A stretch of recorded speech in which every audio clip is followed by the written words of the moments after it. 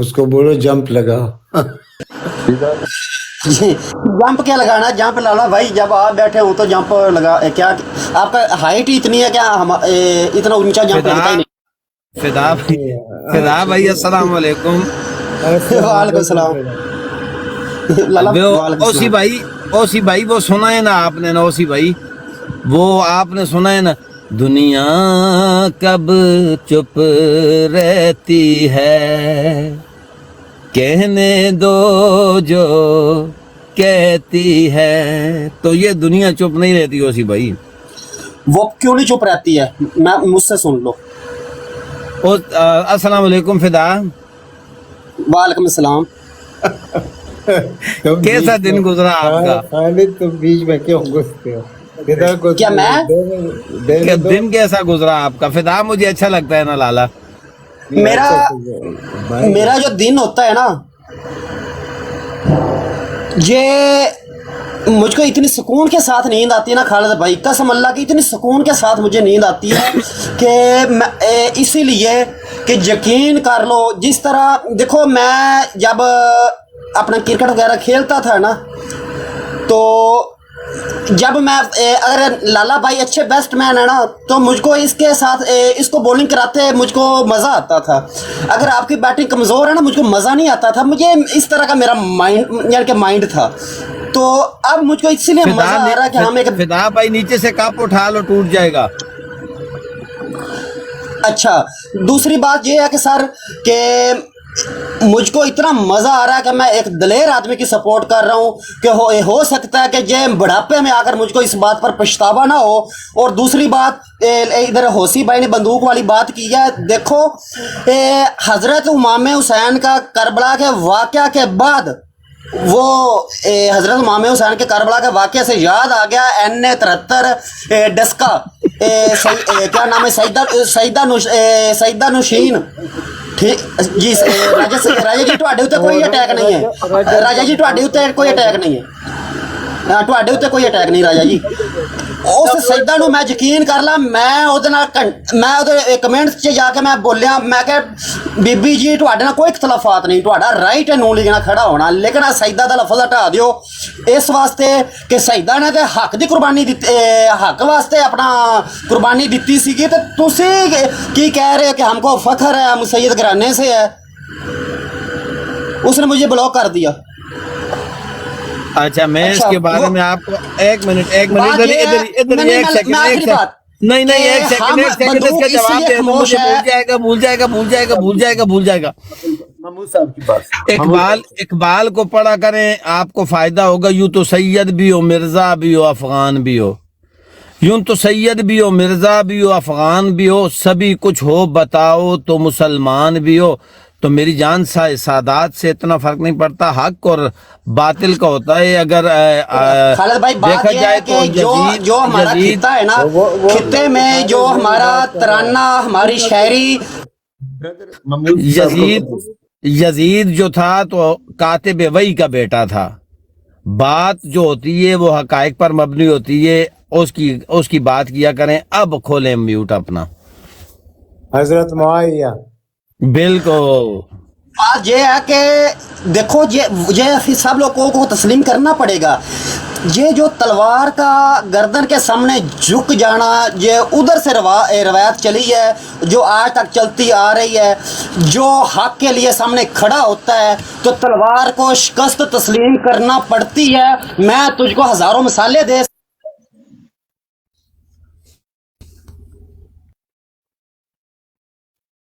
کاش یہ بروڑ اگر 4-4:30 بجے کے بعد ہوتی، میں ہزاروں مثالیں دے سکتا تھا کہ جب بھی کوئی حق کے لیے کھڑا ہوتا ہے تو تلواریں جھک جاتی ہے. یہ کوئی مانے یا نہ مانے، لیکن ہم اہل بیت کے ماننے والے ہیں، یہ ہمیں ماننا پڑے گا.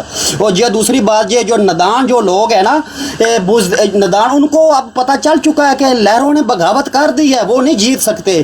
انشاءاللہ پھر میں بات کروں گا. میں اب کام پر ہوں، میں اس لہجے کے ساتھ بات نہیں کرنا چاہتا. زبردست. مول صاحب آواز کیوں کی میری ہو یار؟ چلا ہی گیا لالا صاحب، کہاں چلا گیا؟ بس ڈیوٹی پر ہے. اس نے اوسی بھائی کو اینالائز نہیں کرنے دیا نقطہ نظر. नहीं वो खैर 1-2 मिनट के लिए आता है चला जाता है, हाँ ठीक ठीक तो मौजूद है ना। हाँ, ठीक।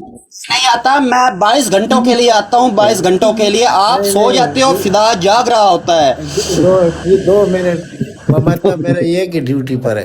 हाँ ठीक है। हाँ, ठीक, वैसे ठीक कोई मुझे जज्बाती बात करे, मैं 2 घंटे भी वो बोल सकता हूँ ऑन कैमरा, बगैर पर्ची के। मैं नवाज शरीफ नहीं हूँ कि पर्ची रख कर बोलूँ। वो पर्ची रख कर भूल जाते बिल्कुल, हैं। बिल्कुल। हाँ, हम गुस्से के साथ बोलते हैं तो बातें कुछ और निकलती है। सब जग सोए हम जागे हैं, चांदनी रात हाँ, हाँ, बात है फिदा भाई। क्या बात। अच्छा, लाला डिबेट हमारी तो पता नहीं कहाँ से कहाँ, हम तो समझते हैं जो अक्सर थोड़ी बहुत यहाँ बात चलती है। और मजे की बात है, आज ये डिबेट फहीम भाई ने खुद ही इनिशिएट की है। ये और फहीम खुद भाई ने खुद ही चलेगा इनिशिएट ये। की है, और आप थे नहीं यहाँ पे ना उस वक्त। मैं भी उसको रिंग करता हूँ कि वो क्यों चला गया। बंदूक से डरा दिया आपने ना लाला आज।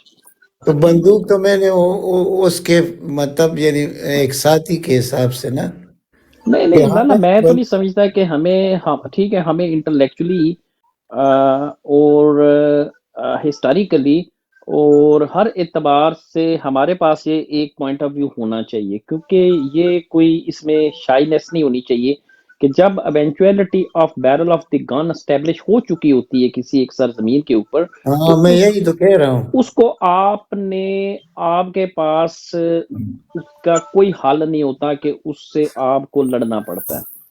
मैं 1001 मिसालें आपको दे सकता हूँ कि उसके पास आपका चारा नहीं, देखे ना। लड़े बगैर आप हक हासिल हाँ जी, नहीं हाँ कर जी, सकते। हाँ, ये जब इसको आप सब ड्यू करते हैं, इस सिस्टम को सब ड्यू करते हैं, उस सिस्टम को सब ड्यू करने के बाद उसको, उसकी रीस्ट्रक्चरिंग करते हैं, उसकी रीफॉर्मिंग करते हैं, रीफर्बिशिंग करते हैं, उसके बाद आप उसको एक जिस तरीके से भी आईनी एतबार से जो भी उसका मोल्ड बनाना है बना के आप उसको एक फंक्शनल दिफाई निज़ाम की शक्ल देते हैं, ठीक है। लेकिन जब एक आर्मी थी, पहले इसकी एक लेगेसी थी, लेगेसी भी जो थी अवाम समाज दुश्मन थी, ठीक है ना। अक्सर लोग ये समझते हैं कि इंडिया के अंदर, मैंने आपको जैसे मिसाल दी कि इंडिया में वो थोड़े से सिख हैं, यानी एक सिख जो बाजवा है वो माशाल्लाह नहीं लगा सकता, लेकिन एक मुसलमान बाजवा, देखे ना, कबीला तो वही है ना, एक सिख है, एक इधर मुसलमान है, वो मुसलमान लगा लेता है, वो नहीं लगा सकता। वजह उनकी कॉन्स्टिट्यूएंसी नहीं है वहां पे, उनको उनकी अप्रूवल नहीं है।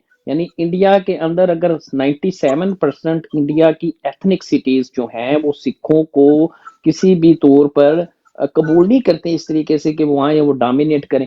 हमारा अनफॉर्चुनेटली जो पंजाब था वो डोमिनेंट रहा, और आज से 2 साल तक पहले तक इनकी 70% 75% अप्रूवल रेट था लाला। आप देखें ना, मजे की बात कि 75% इनका अप्रूवल रेट था फौज का।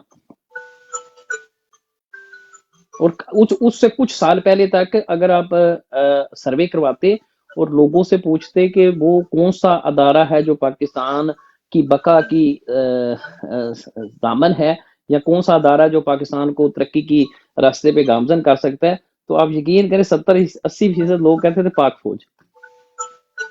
ये कल की बात है। तो ज़ाहिर है ये ऐसी चीजें हैं जिसके ऊपर हमने देखना है।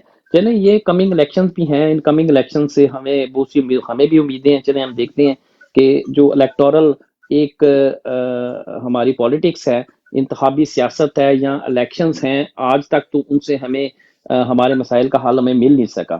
तो हो सकता है ये जो इलेक्शन आने वाले 2-3 हफ्तों में होना है, इससे हमारे मसाइल जो हैं वो हल हो जाए, हो सकता है, देखते हैं। जी लाला, ओवर टू यू।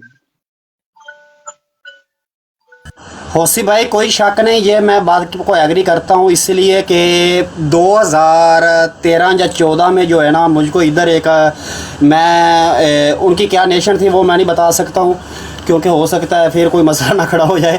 तो अब वफाएँ करने की ज़रूरत ही क्या है जब इंसान के साथ बेवफाई हो जाए।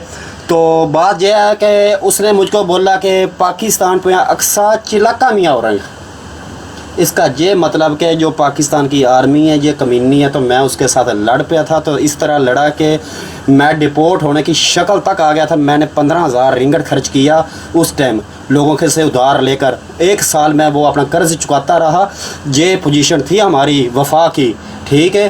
یہ لوگ پھر وہ کیا کہتے ہیں جب کسی کی مشوق کسی کے ساتھ پکڑی جائے نا تو جو عاشق کے دل میں جو نفرت پیدا ہوتی ہے وہ میں کہتا ہوں کوئی بھی ہو وہ اس کے دل میں وہ پیار نہیں ڈال سکتی جو ان لوگوں نے ان 2 سالوں میں ڈال دیا ہے. شکریہ.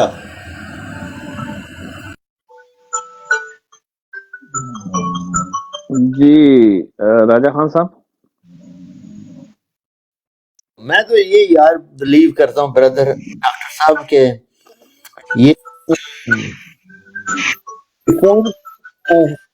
جو چینج ہو چانس تو کم ہی بار چلو الیکشن کو بھی موقع دو.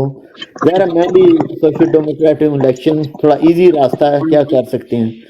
تو جو آپ کا انالیسس ہے نا بیسک لیول پر وہ تو ظاہر ہے اگریبل ہے. وہ تو کہتے ہیں نا جو رائٹ فل تھنکر ہے وہ تو نہیں ڈسکری کر سکتے کیونکہ ہسٹری ہے نا اس کی بیک گراؤنڈ ہے. لالا صاحب جو باتیں کرتے ہیں یا آپ کرتے ہیں ظاہر ہے وہ اس کی ایک فنڈیشنل ویلیو تو ہے نا, وہ نہیں نا ڈینائی کر سکتے. پتہ ہے وہ جو ہے نا ریئلٹی اس کو دیکھ کر ہی آگے جا سکتا ہے نا انسان.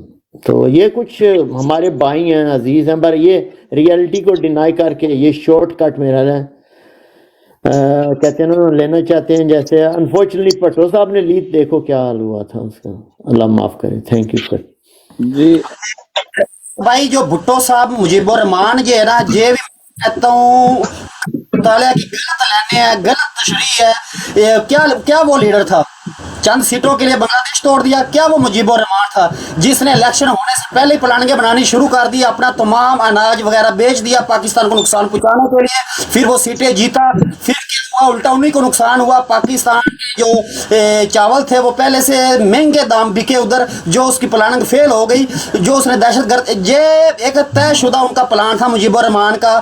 یہ جو ہمارے جو سیاستدان ہے آج تک خان کے علاوہ یہ صرف سیٹوں کے بھوکے تھے, یہ لیڈر نہیں تھے. ٹھیک ہے نا, کوئی یہ ہم کو مجیب الرحمان کی مثالیں نہ دے, کوئی ہم کو سوری میں آپ میرے انکل ہو, آپ میرے انکل ہو, میں اس کو لیڈر نہیں مانتا. اگر آپ مانتے ہو تو موسٹ ویلکم. نہیں وہ پٹو کی مثال اس وجہ سے دے رہا تھا کہ غلط ہوا یار, آپ نے غلط ریزورٹ نکال لیا. وہ دوسرے کہتے ہیں نا دوسرے بھائی دیکھو الحمدللہ مسلمان ہے. ایک اردو میں کہاوت ہے جیسا کرو گے ویسا بھرو گے. بھٹو صاحب نے جیسا کیا اس نے وہ رزلٹ حاصل کر لیا. کیوں یہ اپنا وہ کیا کہتے ہیں فاطمہ جناح کو کوئی فاطمہ جناح کے ساتھ کیا کہتے ہیں کہ کیا یہ اس میں نہیں ملوث تھے یہ لوگ؟ اگر بھٹو کے قتل میں نواز شریف ملوث نہیں تھا. اس طرح کی اگر ہم باتیں کریں گے نا ملا راجہ بھائی موسٹ ویلکم. بات یہ ہے کہ یہ 2 آدمی ہماری سیاست کی طریق سے ان کا نام ختم کر دینا چاہیے, مجیب الرحمان اور بھٹو کا. مجھے 1 منٹ دیں گے فدا آپ. ہمارا شروع سے ایک المیہ رہا ہے اور وہ المیہ یہ رہا کہ 1947 سے لے کر 2024 تک سیاستدان ایک پلیٹ فارم پر اکٹھے نہ ہوئے, اور ان کا اکٹھا نہ ہونا فوج کو, یا اوسی بھائی کی زبان میں کہوں تو محمد حسین فوجی کو طاقت مہیا کرتا گیا. اگر جس وقت سائفر آیا تھا اور دھمکی دی گئی تھی, اس وقت اگر تمام سیاستدان ایک پیج پر اکٹھے ہو جاتے اور بجائے خان صاحب کی گورنمنٹ کو گرانے کے اس کے خلاف سائفر کے خلاف احتجاج ریکارڈ کروا کر جنہوں نے یہ سائفر بھیجا ان کے منہ پر مارتے تو آج پھر کچھ نتائج اور ہوتے. لیاقت علی خان کو جس طرح شہید کیا گیا, بجائے ان کی شہادت کے بعد وزارت عظمیٰ سے لطف اندوز ہونے کے لیے تیار ہونے والے اگر ان کے قاتلوں کا سراغ نکالتے اور ان کو تختہ دار پر لٹکا دیا جاتا تو آج کچھ اور ہوتا. بھٹو آپ کے سامنے, فاطمہ جناح آپ کے سامنے, اگر ان کے قاتلوں کو, ان جرائم پیشہ افراد کو, جرائم پیشہ ان کو کہا کریں, ان کو اگر, لیکن ہمارا المیہ یہ رہا کہ سیاستدان سیاست میں رہا, لیڈر نہ بن سکا. اس نے قوم کے بارے میں نہیں سوچا, اس نے نیکسٹ جنریشن کے بارے میں نہیں سوچا, اس نے صرف سوچا تو کرسی کے بارے میں سوچا کہ بے نظیر جائے گی تو میں پیچھے بیٹھ جاؤں گا، نواز جائے گا تو بے نظیر بیٹھ جائے گی، بھٹو ایوب جائے گا تو اپنا ذوالفقار علی بھٹو بیٹھ جائے گا، ایوب جائے گا تو ہم کرسیوں کے چکر میں رہے۔ ایک ہی مائی کا لال پیدا ہوا جس نے نہ کرسی کی پرواہ کی، نہ اقتدار کی پرواہ کی، نہ وزارتوں کی پرواہ کی، اس نے دمادم مست کلندر کر دیا، سب کو ننگا کر کے خود چلا گیا۔ لیکن جس طرح اس نے ننگا کیا، اگر ساتھ اس کے اور پولیٹیشنز مل جاتے تو بڑا زبردست ہو جاتا۔ I don't think so I am wrong, but اگر رونگ ہو گیا تو مجھے بتا دیجئے گا جی۔ نہیں آپ بالکل صحیح کہہ رہے ہیں، یہی میرا پوائنٹ آف ویو تھا جو آپ نے محمود صاحب ایکسپلین کر رہے ہیں۔ فدا بھائی وہ زیادہ کوئی ادھر ادھر چلے گیا، بالکل you are right sir, yes that's what I was trying to tell everybody, you are absolutely right, صحیح، yes yes, thank you for explaining very clearly. جی لالا آپ ادھر ہی ہیں؟ لالا آتے نہیں تو ہمارے بھائی آگے تھے، فدا بھائی یہ غلط یار، غلط نہیں فدا ہمارا پینتھر ہے، اب کسی بھی وقت چھلانگ مار سکتا ہے، بالکل تو کوئی وہ بات اور نہیں بات ہو رہی تھی، اور موضوع پر ہو رہی تھی، نہیں میں اصل میں وہ جو مجیب الرحمان کی شیخ مجیب الرحمان کی بات کر رہا تھا نا تھوڑی سی، تو وہ تھوڑا سا اور اس پہ ہے، یعنی کہ آپ دیکھیں نا کہ یہ وہ لوگ ہیں بنگالی، وہ لوگ ہیں جنہوں نے پاکستان بنایا تھا، ٹھیک ہے نا، یعنی کہ جو موومنٹ چلی 1906 میں آپ کی مسلم لیگ بنی ڈھاکہ کے اندر، مولوی فضل حق اور یہ وہ قرارداد بھی پیش کرنے والے یہی لوگ تھے، ان کی یعنی لیفٹیسٹ سوچ کے وہ زیادہ لوگ تھے۔ ہمارا تو پنجاب میں فیوڈلزم زیادہ تھا، یونینسٹ پارٹی تھی، بالکل وہ طارق یہاں پہ ہاں آپ کو پتہ ہے نا ممتاز دولتانہ تھا وہ آپ کا پرائم منسٹر تھا سکھوں کے ساتھ، اپنا وزیر اعلیٰ تھا سکھوں کے ساتھ، اس کی مخلوط حکومت تھی، اور وہ کہتے تھے کہ جتنے یہاں کے جو لینڈ لارڈ تھے، یعنی پنجاب کے جتنے جگیردار تھے، وہ اس حق میں نہیں تھے کہ پاکستان بنے، یعنی انہوں نے پٹیشن باقاعدہ پیش کی تھی اسمبلی کے اندر برٹش حکومت کو کہ ہمیں آپ کا جو یہ برٹش راج ہے یہ ہمارے لیے یہی بہتر ہے، اور ہم نہیں چاہتے کہ یہ ختم ہو، ٹھیک ہے، یہ آن دی ریکارڈ چیز ہے۔ تو ان کی اتنی کو کانٹریبیوشن تو ظاہر ہے بنگالیوں کی بہت زیادہ تھی، اور پھر یہ جو مجیب الرحمان تھا، یہ جب جناح صاحب کے جلسوں کے اندر یہ سائیکل کے اوپر پاکستان کا جھنڈا لگا کے تو وہ نعرے لگاتا تھا پاکستان زندہ باد کے، یہ وہ مجیب الرحمان تھا، ٹھیک ہے۔ پھر یہ سور وردی کے، جب سور وردی نے آپ کو پتہ ہے کہ اس نے وہ عوامی مسلم لیگ بنائی تھی، عوامی مسلم لیگ بنائی، بالکل، یہ اسٹوڈنٹ تھا، یہ اسٹوڈنٹ پالیٹکس سے وہاں پہ گیا، پھر اس کے سور وردی کے ساتھ انہوں نے جس طریقے سے یہ یہاں پہ ابھی ایشین ایگل بھائی کہہ رہے تھے یار ان کو تو نواز شریف کو تو چلے خراب ان کو کیا یا نہیں کیا، سور وردی کو جب انہوں نے ہاتھ پاؤں باندھ کے جہاز کے اندر پھینک دیا اور جلا وطن کر دیا ایوب نے، تو ایوب کو کس نے خراب کیا تھا جی بتائیں مجھے؟ بالکل ٹھیک ہے۔ پھر فاطمہ جناح کو جیسے تذلیل کی ایوب خان نے، تو اس وقت کون سا وہاں نواز شریف تھا یا زرداری تھا جنہوں نے اس کو خراب کی؟ ایسا نہیں ہے، بالکل بات صحیح ہے، یہ بڑا غلط پرسپیکٹیو ہے تاریخ کا، بالکل یہی میں اس کو کہنا چاہتا میرے سور پیارے وردی، بھائی اور پھر وہ بنگالی قوم سارے کی ساری فاطمہ جناح کی پناہ میں آئی، وہ فاطمہ جناح کے پیچھے انہوں نے اپنے آپ کو کھڑا کر دیا سب، ٹھیک ہے۔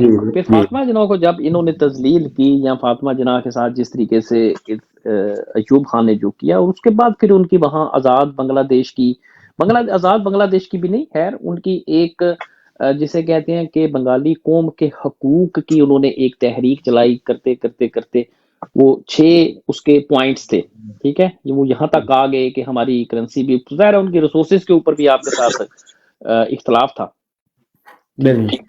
حق حکمرانی کے اوپر اختلاف تھا، ریسورسز کے اوپر اختلاف تھا آپ کے ساتھ، بالکل، تو یہ بہت ساری چیزیں تھیں، یہ ایک دن میں ڈیولپ نہیں ہوئی، یہ آہستہ 52 سے جب اردو زبان آپ نے لاگو کرنے کی کوشش کی بنگال کے اندر، تب سے یہ چلتی آ رہی تھی ایک سینٹیمنٹ، جی جی بالکل، رائٹس بھی ہوئے تھے، لینگویج رائٹس، بالکل، یہ پورا لمبی ایک ان کی تاریخ ہے نا جی، ایک دن میں تو بنگلہ دیش نہیں بن گیا نا، آہستہ آہستہ بنتے بنتے بنتے بنتے، بالکل بالکل اور اس کے بعد پھر جو فائنل تھی آخری اوور تھا وہ یحییٰ صاحب نے جیسا کھیلا آپ کو پتہ ہی ہے.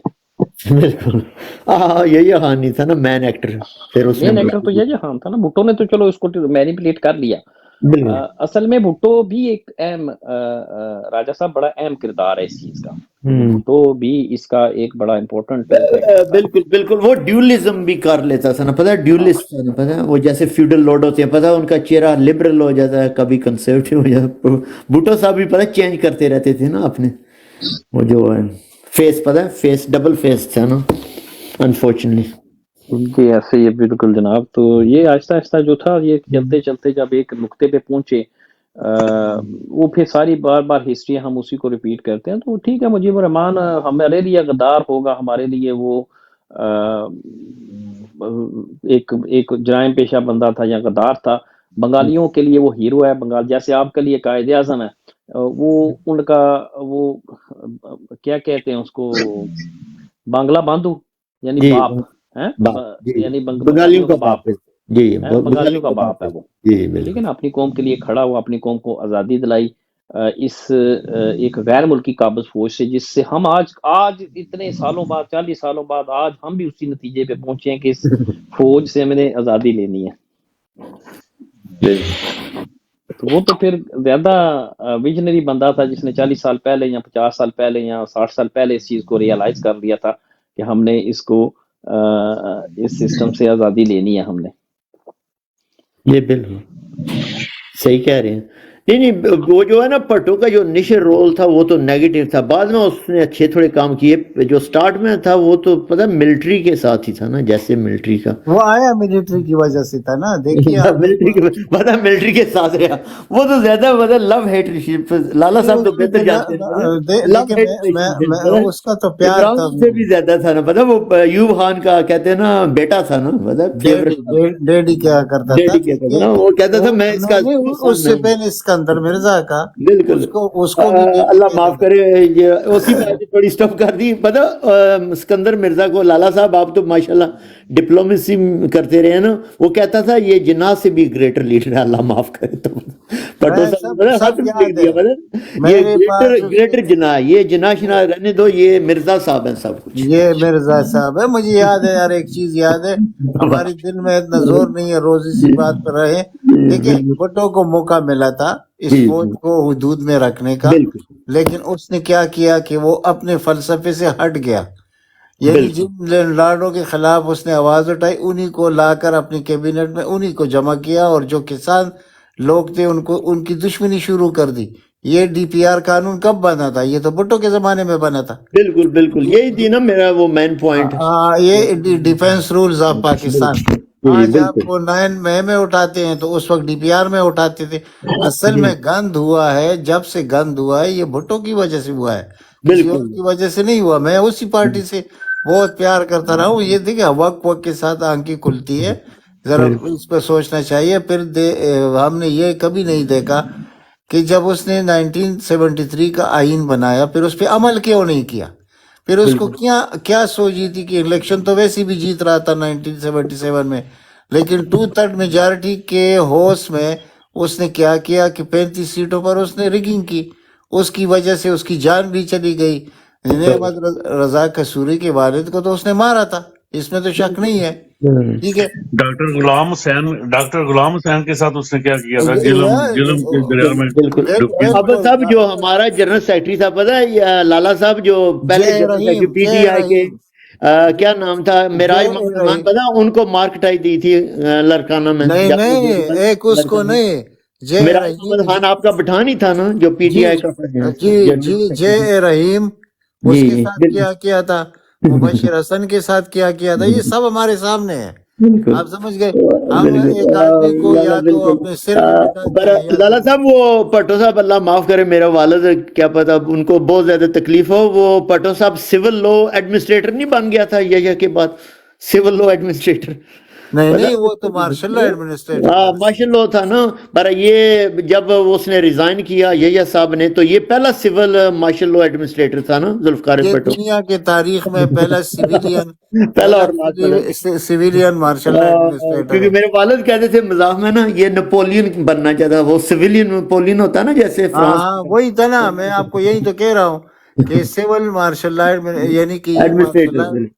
یہ جی جی پہلا سویلین تھا دنیا میں جو مارشل لا ایڈمنسٹریٹر بنا، اور جی اس کو اتنا مزہ آیا اس سے کہ اس نے کیا کیا کہ جتنی اپوزیشن لیڈر تھی سب کو اس نے جو بے عزتیاں کی ہے۔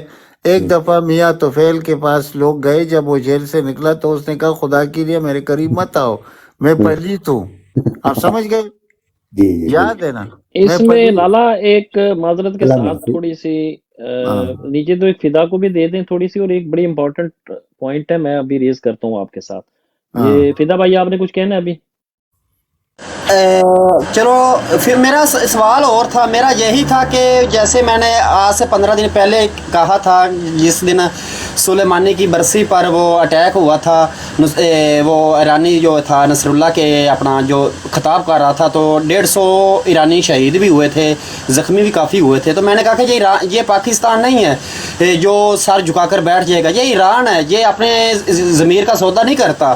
تو پھر سب نے کل دیکھا ہے کہ کس طرح اس نے میزائل مارے عراق میں، تو موساد کا ہیڈ کوارٹر جو ہے وہ تباہ کر دیا ہے۔ یہ کوئی سوشل نیوز نہیں ہے، یہ تو پھر نیوز پوری دنیا میں چلائی گئی ہے، سب نے دیکھا ہے، حتیٰ تک اسرائیل کے میڈیا نے بھی یہ نیوز چلا دی ہے۔ تو دیکھو اسی کا نام ہے غیرت، اسی کا نام ہے ضمیر۔ جی حوثی بھائی۔ جی فضا بھائی، یار میں ایک بات کر سکتا ہوں، مائنڈ نہ کریں؟ راجہ صاحب ڈیبیٹ بڑی کہیں نکل جائے گی، چلو ٹھیک ایک اور ڈیبیٹ انیشیٹ کرتے ہیں، چلو ذرا ٹھیک، ایک منٹ اللہ چلو میں چپ رہتا ہوں، ٹھیک ایک ہے، منٹ۔ میں اس ملک بات پہ عوان صاحب ہمارے ساتھ جڑے ہیں نیچے، ملک عوان صاحب۔ جی ملک صاحب انمیوٹ کریں، اور پہلی دفعہ میرا خیال آپ ہماری براڈ میں آئے ہیں، تو اپنا ذرا تعارف کروائیں، ہمیں بتائیں۔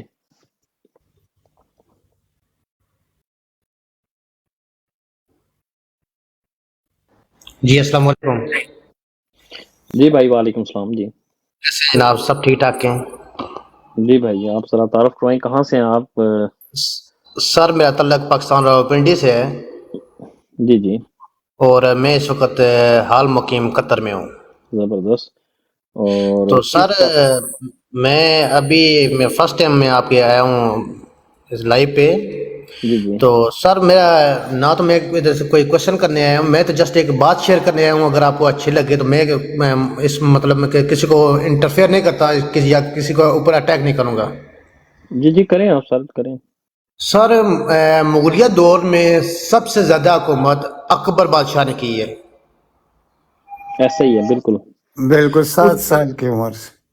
تو اس کی حکومت تقریباً 65 اور 70 ایئر، یعنی 65 یا 7 سال اس کی حکومت چلی ہے۔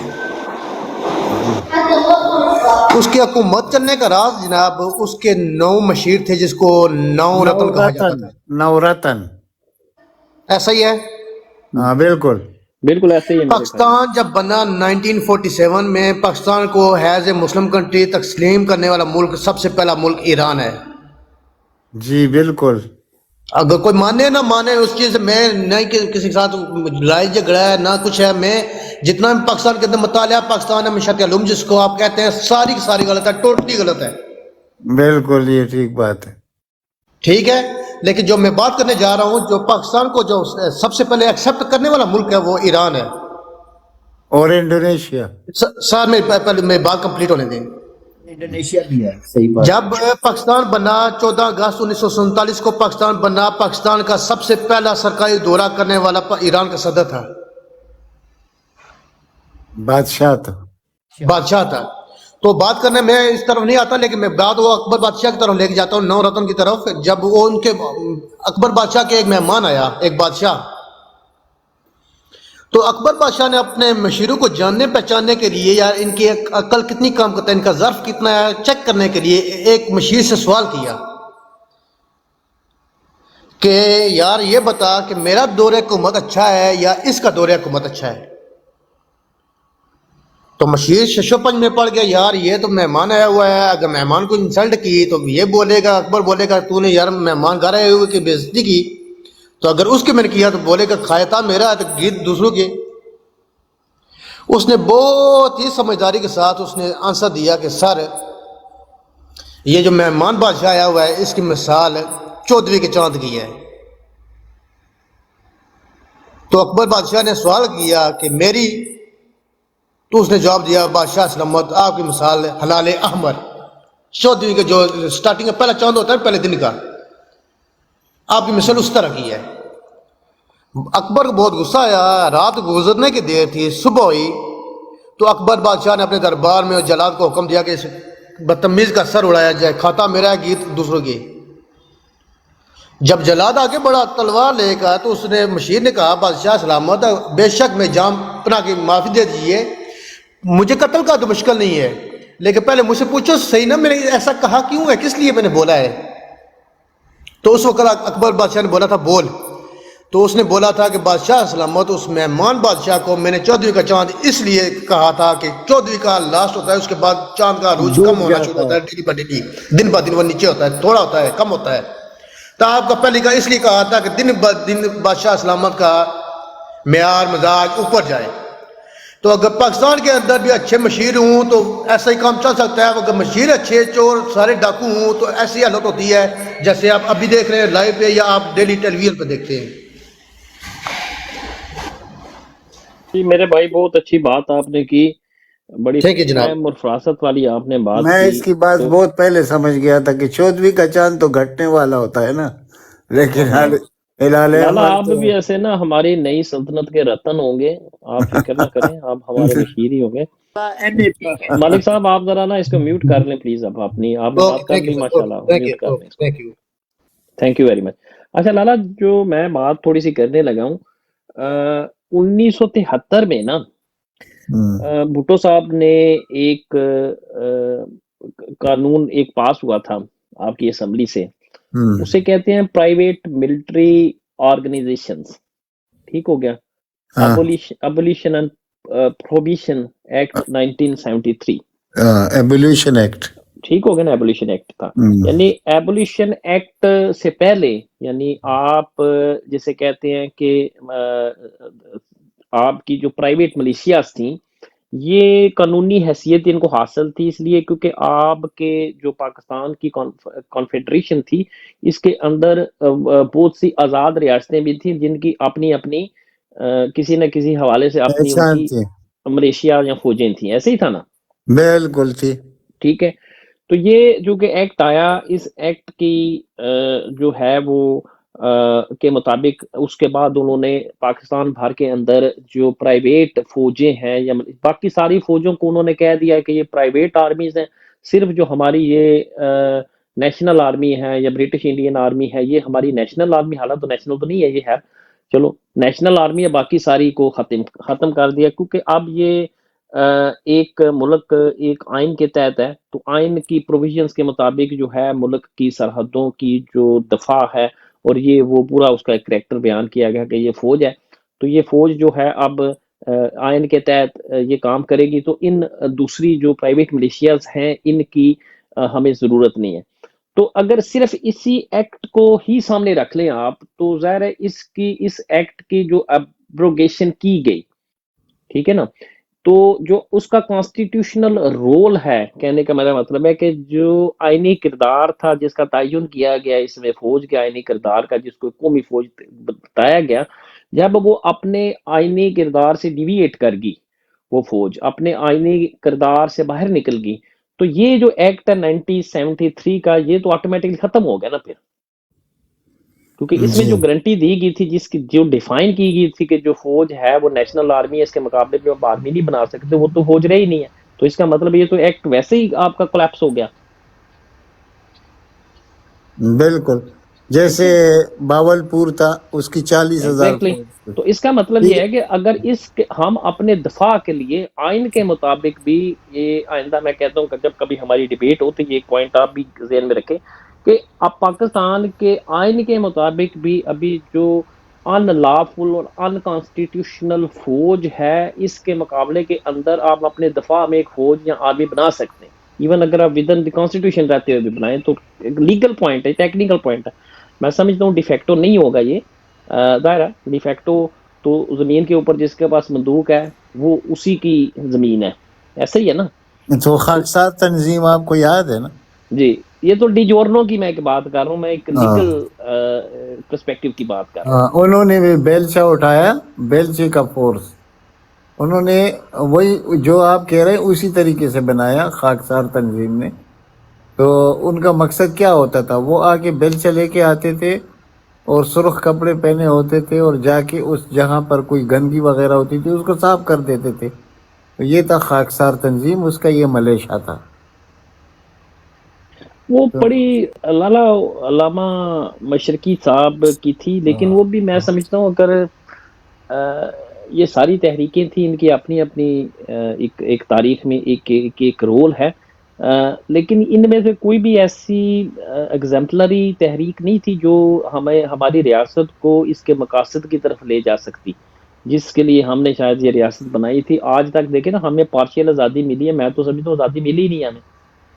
یہ جو لوگ سمجھتے ہیں، اصل میں اکثر میں یہ مثال دیتا ہوں کہ 30 کروڑ جب سب کانٹیننٹ کے اندر ہندو مسلمان تھے، ان کے اوپر 4,500 گورا ہوتا تھا اور اس میں بھی تھوڑے سے 25-30 ملٹری کے آفیسر ہوتے تھے ٹاپ کیڈر کے، ٹھیک ہے. تو نیچے جو زمین کے اوپر قبضہ تھا، زمین کے اوپر قبضے کے لیے یہ فوج مقامی لوگوں سے ہی بھرتی کر کے بنائی گئی تھی، ٹھیک ہے. تو جب آپ کہتے ہیں جی ہم نے آزادی لینی تھی، تو آزادی آپ نے گورا تو تھا ہی نہیں، گورے سے کہاں آزادی آپ نے لینی تھی؟ یعنی یہاں تو ہوتا نا کہ 30 کروڑ وہاں پہ اگر آپ کے ہندو مسلمان تھے تو گورا بھی وہاں پہ کوئی ہوتے، 1.5-2 کروڑ گورے ہوتے جنہوں نے پتہ نہیں کیسے قبضہ کیا ہوتا آپ کے اوپر، فوج پوری بنائی ہوتی آپ پہ قبضہ، وہ تو تھے ہی نہیں وہاں پہ. تو آزادی کس آزادی؟ تو اسی یہ جو ایک برٹش سلیوری کا سسٹم تھا، جو مقامی لوگوں کو بھرتی کر کے مقامی لوگوں سے مقامی لوگوں کا اتصال کرواتے تھے، اسی نظام سے تو آپ نے آزادی لینی تھی. 1947 کے بعد وہی آپ نے انہیرٹ کر لیا اور اسی کی کنٹینیوٹی آگے چلتی جا رہی ہے. تو آزادی کس سے لینی تھی آپ نے؟ میں تو یہ اکثر ہاں یہ آزادی گورا تو تھا لیکن آزادی کس سے لینی تھی آپ نے؟ جی کیا کہتے ہیں جی نیچے آپ خالد محمود بھائی ان میوٹ کریں ذرا. جی بسم اللہ اسی بھائی آپ کو سن رہا ہوں، بڑی زبردست ڈیبیٹ چل رہی ہے آپ کی. سر اس زبردستی کی ڈیبیٹ میں آپ بھی کوئی زبردست چیز بتائیں نا ہمیں. میں پہلے میرا خیال ہے یہ میرے بھائی میوٹ نہیں کر رہے ہیں، کیا چکر ہے پتہ نہیں. اچھا تو نہیں میں اسی بھائی سن رہا ہوں اور زبردست چل رہا ہے، آپ جاری رکھیں. میں راستے میں ہوں نا تو آپ کو کہیں میں ڈسٹرب نہ کر دوں کیونکہ میری گاڑی کا شور آئے گا آپ کو. نہیں جی آپ جناب سیفلی ڈرائیو سیفلی. تو نیچے راجہ صاحب بیٹھے ہیں جی، راجہ صاحب کیا کہتے ہیں آپ؟ برادر یہ ڈیبیٹ آپ نے بہت زیادہ ٹیکنیکل چھیڑ دی یار. میں پہلے لڑائی میں پڑا ہوا تھا تو یار یہ تو بہت انٹرسٹنگ اور ویری ان ڈیپتھ کوشچن کر دیا نا آپ نے. میرے ساتھ میرے بھائی ایشین ایگل تو بھاگ ہی گیا، ورنہ ہم اسے کانسٹیٹیوشن کی پوائنٹ ٹو پوائنٹ بات کرتے، وہ تو ناسی گیا بیچارہ. بالکل نازیہ، کیونکہ تھوڑا سا حوصلہ ہونا چاہیے نا یار. یہ جو ہے نا یہ بہت زیادہ لانگ ونڈیڈ کوشچن ہے. آزادی تو ظاہر ہے لینی تھی، پتہ وہ گورے سے لینی تھی یا ہندوؤں سے لینی تھی، پتہ وہ تو ایک ہسٹوریکل کہتے ہیں نا ایونٹ تھا. تو یہ جو ہے نا میں بھی یار ڈاکٹر صاحب مانتا ہوں یہ ریفارم کی ضرورت ہے، کیونکہ چلو بن گیا جیسا بھی بنا پاکستان وہ تو ایک ریئلٹی ہے نا. تو یہ جو ہے نا نقص جو آپ ڈیپ لیول پر یار چاہ رہے ہیں، یہ ڈیبیٹ کہتے ہیں نا یہ تھوڑا سا کہتے ہیں نا شور شرابے سے حل ہوگی، ایسے نہیں حل ہوگی جیسے وہ دوسرے انفارچونیٹلی ہمارے عزیز اور وقار کہہ رہے تھے کہ کانسٹیٹیوشن کا بل پاس کر دیں اور یہ کر دیں اور وہ کر دیں. ایسا نہیں ہوگا. یہ نا جیسے لالا صاحب کہہ رہے ہیں نا وہ راجہ صاحب جو اوسی بھائی تو جی جی جی سوری ٹو انٹرپٹ، ویسے ہی آپ سے ایک بات آج شیئر کرنی ہے آپ سے، لالا تو چلے گئے میرا حال ہے. یہ آپ بھی کریں بھیجے فضا بھی، آپ فضا کو بھی کوئی بات آ رہی ہے بڑی سخت. راجہ بھائی کے ساتھ بھی اور آپ لوگوں کے ساتھ بھی ایک چیز ہوتی ہے جو جینز میں آ جاتی ہے بندے کی. تو اللہ پاک کی مان نصیب کرے میرے دادا کے والد کو، تو وہ بھی پولیٹیشین تھے، وہ بھی سیاستدان تھے.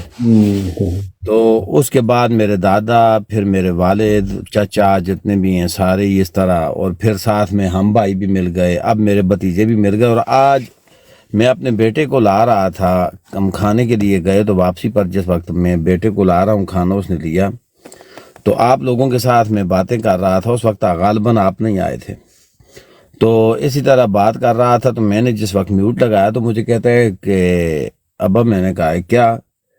کہتا ہے کہ ہمارے اے لیول میں پولیٹیکل اگر میں سبجیکٹ ہے پولیٹکس تو میں اس کو کیوں نہ چوز کر لوں نا. تو میں نے کہا ہے کہ تمہیں یہ خیال کدھر سے آیا؟ تو کہتا ہے کہ I don't know but I can understand the left wing, right wing, central wing and this and that and. مجھ سے لیا نہیں، میں سوچنے لگا نا، تو میں نے کہا ہے کہ تیرا دماغ کام کرتا ہے کہ نہیں؟ کہتا ہے کیا ہوا ہے؟ میں نے کہا no chance.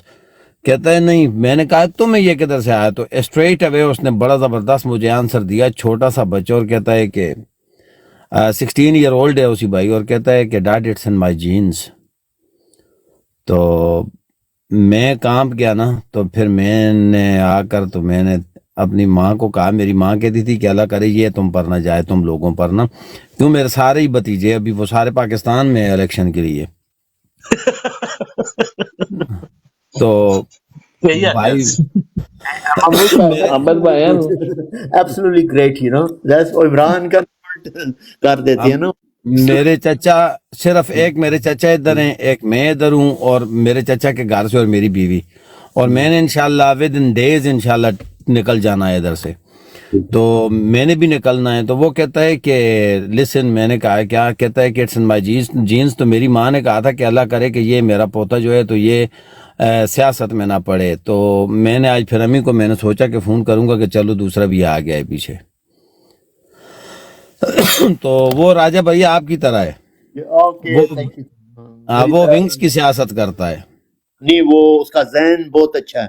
Is very intelligent boy, you know, very intelligent. کیونکہ یہ ہوتا ہے نا، یہ اپنا کہتے ہیں نا نظریہ ہوتا ہے نا، جو پوزیشن ہوتی ہے بیسک نا. So is a very clever boy, you know, you should give him a chance. کیونکہ یہ بھی ایک جیسے you know like economics, politics, if you study, is a proper science, you know, like Mr. OC and BFT, and you know they know like economics very well, you know, from a capitalist point of view, but I talk about the left. So Mahmood Sahab, give him a chance. Why not? You are third generation, so fourth generation, yeah, maybe it's in the DNA, you know, or genes. I am the fourth generation, Raja. Okay, oh, bloody hell. Fifth generation. He will be more purified, I would say, you know, more purified. It's good that he's on the left, right, center, wherever, you know, because he's more intelligent. You need that kind of clarity of view, you know, clarity of opinions, your, you know, thought process. Because if you talk about economics and history, then politics is part of those social sciences. What do you think, Mr. OC, Dr. Saab? So it's very, very good, you know, because it's social science if you study it properly. بالکل پتہ ہے کہ یہ جو انسانوں جی C M بھائی welcome جناب. سی M بھائی ہمارے ساتھ جڑ گئے ہیں. اور وعلیکم السلام. مانی جٹ صاحب ویلکم سر، آپ بھی آ گئے. تو فدا بھائی آپ نے کوئی بات کرنی ہے یا میں تھوڑی سی کروں بات؟ جی میں تمہاری بات کرنے لگا ہوں. کرو جی کرو، بسم اللہ کرو. اچھا، جیسے آپ نے سر بولا نا یہ انگریزوں والی آزادی، بات یہ ہے اس سے بھائی کہ آسمان سے گرا کھجور میں اٹکا. آسمان سے تو ہم بچ گئے، نیچے کھجور تھی اس میں اب اٹک گئے. اب اس کھجور سے نیچے کیسے اترنا ہے؟ تو وہ ہم لوگوں نے ڈیسائیڈ کرنا ہے. راجہ بھائی ایسے بول رہا تھا 4 جنریشن 5th جنریشن. ٹھیک ہے، دیکھو نا ہماری فرسٹ جنریشن جو تھی نا انہوں نے انگریزوں کی غلامی میں زندگی گزاری.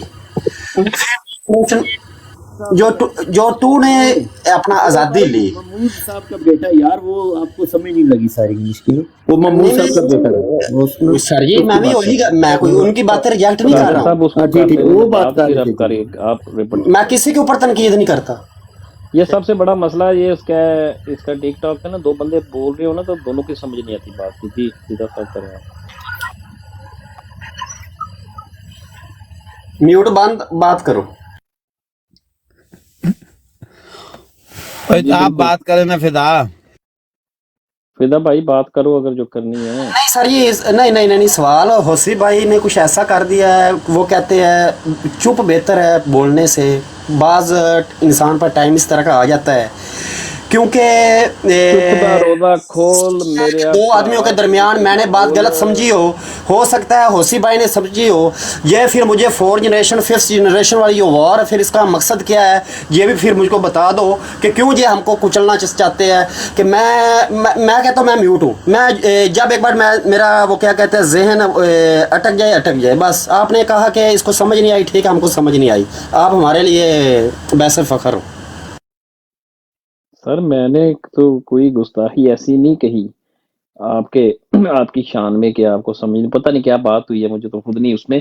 لیکن یہ جو ہم تاریخی طور پہ اس فوج کا کردار جب دیکھتے ہیں نا تو اس میں محمود صاحب کے بیٹے کی ہو رہی تھی، پتا وہ عام جنرل بات کر رہے تھے نا وہ. اچھا مجھے نہیں پتا، میں محمود صاحب کے بیٹے کی. یا بھائی میں وہ تھا یار وہ 5th جنریشن یا 4th جنریشن کی بات نہیں فدا بھائی، وہ بیٹے کہتے ہیں، وہ کہہ رہا تھا میرے ڈی این اے میں یا جینس میں، کیونکہ یہ بھی اپنے خالد بھائی کے بیٹے کی. اچھا جی جی ہاں جی ہاں جی. محمود نہیں خالد سر دیکھو ہمارے پھر راجہ بھائی پھر تسی ساڈے اوتے اٹیک ساڑیاں گلاں نوں دلو اور ساڈا مقصد ویریفائی کر رہے. ہیلو فدا صاحب، اچھا محمود صاحب مذاق کر رہے تھے. نہیں دیکھو اچھا تو مجھ کو اچھا لگا اس کے بیٹے کے.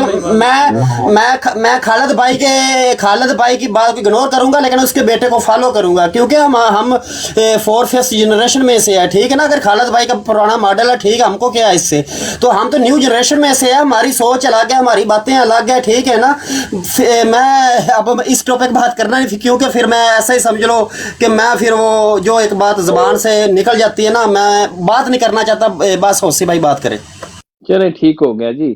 دیکھیں جو سوشل، میں تھوڑی سی بات کرتا ہوں، روٹیٹ کروں گا، نیچے لے کے آئیں گے سی ایم بھائی کو بھی. راجہ خان صاحب آپ بھی بات کیجئے گا، پھر مانی جٹ بھی آیا ہمارے پاس. دیکھیں سوشل جو سائنس ہوتی ہے نا، یعنی انسانی رویوں کو جو ہم پڑھتے ہیں، انسانی رویوں کی جو اسٹڈی ہوتی ہے اس کو سوشل سائنس آپ کہتے ہیں. یعنی کہ اور یہ سب سے مشکل ایک سبجیکٹ ہے کیونکہ آپ دیکھیں نا، کوئی بھی آپ سائنس پڑھتے ہیں، جیسے فزکس کی آپ مثال لیتے ہیں تو اس کے کانسٹنٹ لوز ہیں. جو لوز آف فزکس ہیں وہ مستقل ہیں، یعنی کانسٹنٹ ہیں. اور جب آپ سوشل سائنسز کی بات کرتے ہیں تو انسان ایسی ایک چیز ہے کہ جو شاید ایک ملی سیکنڈ کے اندر 1000 بار اپنی سوچ جو ہے اس کی ویو لینتھ چینج ہوتی ہے. تو it's very interesting subject, it's a very big subject ہے اس پہ، اور میں سمجھتا ہوں کہ اٹس ویری امپورٹنٹ. جی سی ایم بھائی ان میوٹ کریں. سر کیا حال چال ہے آپ کا؟ جی السلام علیکم. نستعین. میں اصل میں تھوڑی سی حالت محمود بھائی نے جو بات کی ہے نا، کچھ چیزیں ایسی ہوتی ہیں یقین جانے کہ وہ آپ کے نا کہتے ہیں کچھ چیزوں پہ آپ کو بس نہیں چلتا.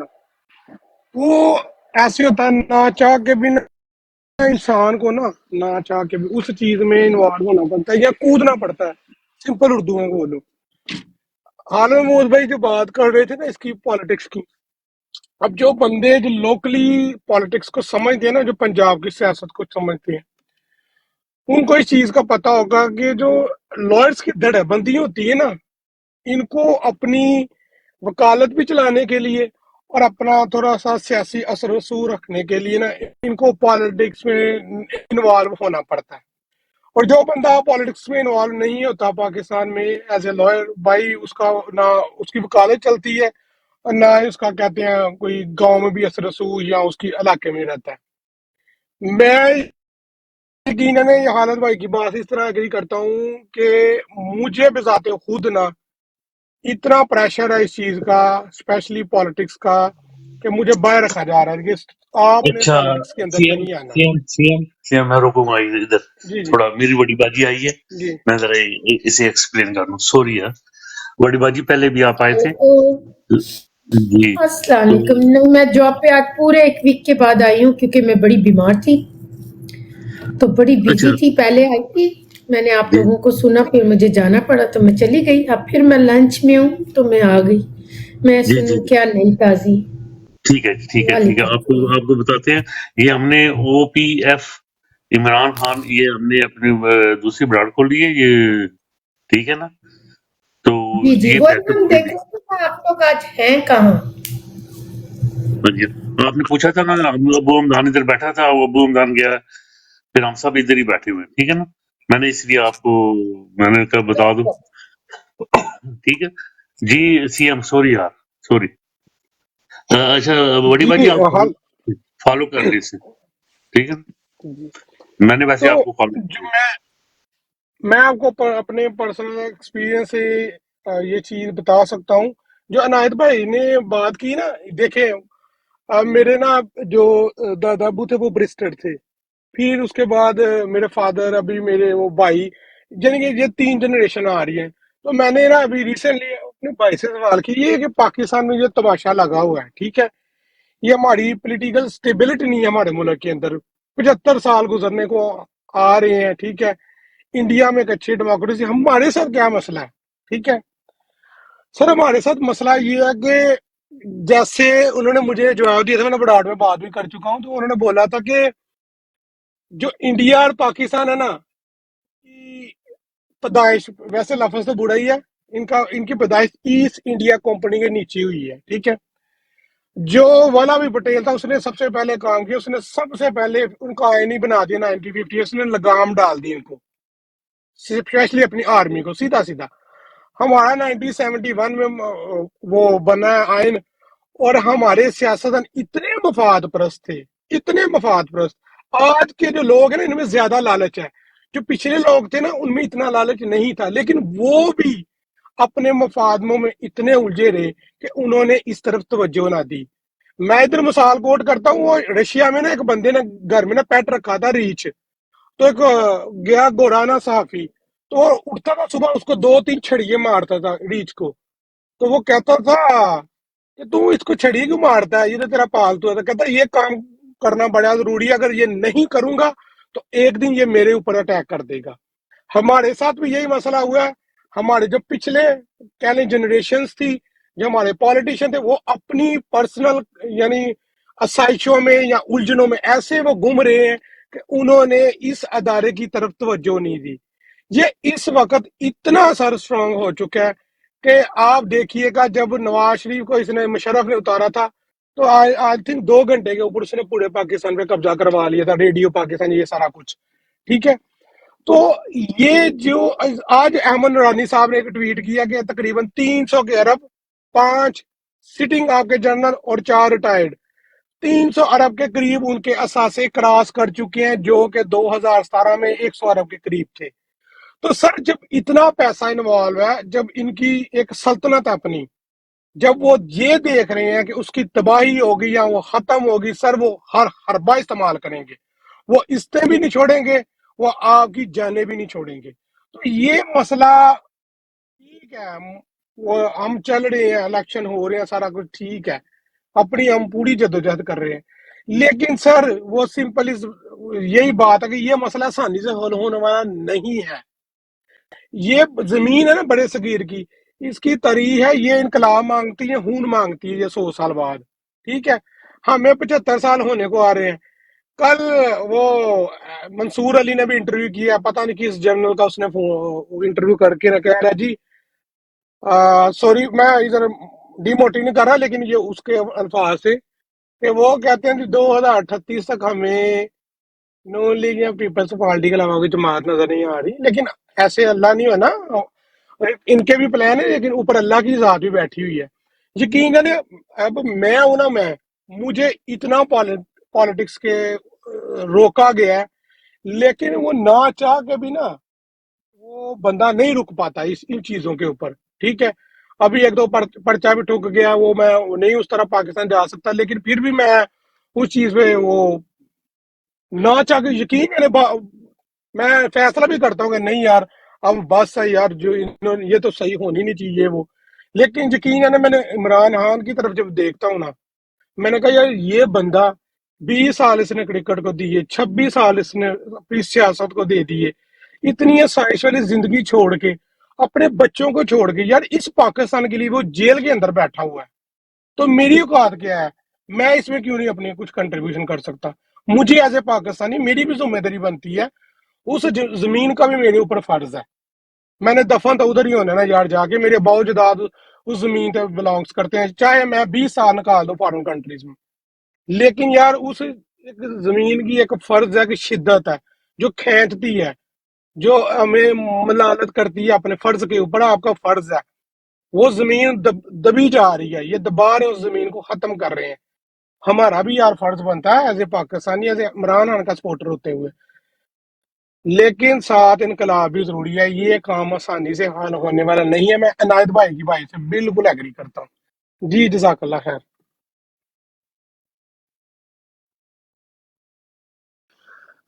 जी बड़ी अच्छी बात की आपने सीएम भाई, आपने बहुत अच्छी बात की। मैं सिर्फ इसमें एक बात ऐड करता हूँ, फिर मानी जट अगर आपने बात करनी हुई तो आप अनम्यूट कीजिएगा। मैं सिर्फ एक बात करता हूँ, ये जो हमें एक चीज सीएम भाई, मैं एक शेयर करता हूँ आपके साथ, एक चीज, एक पॉइंट ऑफ व्यू शेयर करता हूँ, एक नुक्ता नजर आपके साथ मैं शेयर करता हूँ आज के पाकिस्तान के मौजूदा हालात का। 1901 मुसलमान रहनुमा थे, आपने पटेल की, दुरा पटेल की बात की, उसी का हम असर था और उसी का कोलीग था मौलाना अब्दुल कलाम आजाद। ठीक है, वो तकसीम हिंद के मुखालिफ थे, मुसलमान लीडर थे, बड़े कादावर लीडर थे, बड़े विजनरी थे, बड़े मुदब्बर थे, तारीख को समझने वाले, हालातों वाक़यात को समझने वाले। ठीक है, उनका अपना एक पॉइंट ऑफ व्यू था। वो नहीं समझते थे कि जो इंडिया है यानी सब कॉन्टिनेंट है, इसको तकसीम करना चाहिए। उनका 1946 का एक इंटरव्यू था आगा शोरस काश्मीरी के साथ, रेडियो इंटरव्यू। ठीक है, वो सुनिएगा, आपको मिल जाएगा, इंटरनेट पे भी आपको मिल जाएगा। उसमें उन्होंने पाकिस्तान के मुतालिक चंद पेशीन गोइयां की थी। ठीक है, उनकी कुछ प्रेडिक्शंस थी पाकिस्तान के मुतालिक, और वो हरफ ब हरफ सच साबित हुई। एक तो उन्होंने बांग्लादेश की प्रेडिक्शन कर दी थी पहले कि जिन्ना साहब के और लियाकत अली खान के बाद बांग्लादेश का साथ रहना थोड़ा मुश्किल हो जाएगा। ठीक है ना, क्योंकि दोनों में बहुत ज्यादा कल्चरल डिफरेंसेस हैं। तो वो एक जैसे ये आज़ादी का जोश जज्बा ठंडा पड़ेगा तो ये मुतालबात और इस तरह की चीज़ों के बाद फिर ये मामला ख़त्म हो जाएंगे इनके। दूसरा, ये जो फौज था यानी कि जो मगरबी हिस्सा था, इसके ऊपर फौज का जो कब्जा था उसकी भी उन्होंने पेशीन गोई की थी कि यहाँ पे जो कोई भी सियासी इंस्टीट्यूशन है यानी कोई भी सियासी अदारा यहाँ पे पनप नहीं सकता। उसकी चंद एक वजूहात थी। पंजाब का तारीखी पस मंजर आप अगर देखें तो यहाँ पे या तो एक अशराफिया जिसे कहते हैं वो जगीरदार जमींदार लोग थे जो हमेशा बैरूनी हमलावरों के साथ मिलकर अपने मकामी लोगों का एहतसाल करते थे। ठीक है ना, जैसे मुमताज दौलताना था, यूनियनिस्ट पार्टी उन्होंने बनाई हुई थी, वो पाकिस्तान के मुखालिफ थे, वो गोरे को कहते थे कि आप यहाँ रहें। ठीक है ना, यानी पंजाब में सिखों के साथ उन्होंने एक अपनी यहाँ हुकूमत बना रखी थी और वो भी तकसीम हिंद के खिलाफ थे। वो ब्रिटिश जो कंपायर थी यानी वहां पे ताज बरतानिया, उससे उन्होंने बकायदा वहां करारदाद पास की असेंबली के अंदर कि हमें पाकिस्तान या हमें यानी कि जो तकसीम हिंद है ये हमें मंजूर नहीं है, हम बड़े खुश हैं इस तरीके से, आप यहीं रहें, हमारे आका हमारे लॉर्ड आप यहीं पे रहें। ठीक है, एक तो वो क्लास थी। दूसरी एक फौज थी जो ईस्ट इंडिया कंपनी ने भर्ती की, जिसमें पहले पहले उन्होंने बंगाल रेजिमेंट एक बनाई, लेकिन चूंकि बंगाली जरा बागी किस्म के थे, फिर वो बंगाल रेजिमेंट उन्होंने खत्म करके ये जिसे मार्शल रेस आप कहते हैं ना, जिसमें पंजाब भी आता है, जो ऊपर की सरहद का भी थोड़ा सा इलाका आता है, چونکہ یہاں کے لوگوں کو انہوں نے بھرتی کیا ایسٹ انڈیا کمپنی کے اندر، ٹھیک ہے، جو برٹش انڈین آرمی انہوں نے بنائی، تو اس میں مولانا عبدالکلام کہتے تھے کہ چونکہ یہ تھوڑا سا ایک پنجاب کے حوالے سے بات کی یا مغربی پاکستان کے حوالے سے بات، کیونکہ اکثریتی صوبہ یہی تھا، 60-70% یہی تھے، تو چونکہ یہ ان تمام اداروں کی نسبت ایک زیادہ آرگنائزڈ ادارہ ہے، ٹھیک ہے نا، فوج ظاہر ہے تھوڑا سا ڈسپلن ہوتا ہے، لیفٹ رائٹ فوجی کرتے ہیں، وردی شردی بھی پہنتے تھے، صبح اٹھ کے سرسوں کا تیل بھی لگاتے تھے بالوں کے اندر تھوڑے بہت، باقی دیہاتی لوگ تھے، ان پڑھ لوگ تھے، ان کو پالیٹکس کا نہیں تھا پتا، ان کو کسی چیز کا نہیں، اکثریت جو پنجاب کی تھی اس وقت، تو یہ تھوڑا سا ایک